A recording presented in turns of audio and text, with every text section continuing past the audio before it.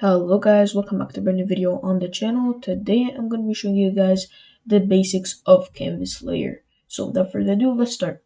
Okay, so first of all, what is the canvas layer? So if we add first of all a canvas layer, you just go here and add a canvas layer. Basically, it's kind of like an external, you could say, camera that you have. So let me show you guys what I mean. Here, if we play our game, we will see that our camera here, so we will see that our camera goes to the right because you're added in the script and it goes to the right.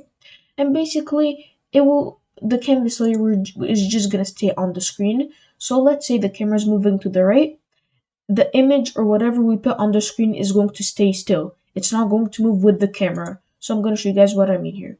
Let's say in this canvas layer, we add some text, or as it said in Godot, it's called a label, sorry. And then in this label, let's just say 50. Let's just write the number 50, doesn't matter. And then let's make the font sizes of it 200. Okay, so now we have 50 and 200. Let's say we put our 50 here and we put out of the canvas layer. We're just gonna put in a normal scene. This is what's gonna happen. If we play, we will see that 50 is with the scene, so it's with everything else. When the camera moves, it will move away from the 50.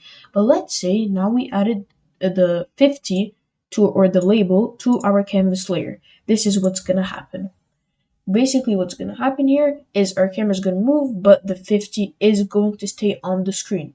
So it's basically, it can be used for UI and all type of stuff. Let's say you're making an FPS game, you can add it for it to be the reload 30 out of 30 or whatever. So canvas layer is basically an external layer from everything else in your game. And yeah, that's just basically the basics of canvas layer. And here, if you guys wondered what was the script, this was the script. So if you guys like this video, hit the like button, hit the subscribe button, and I will see you guys in the next one.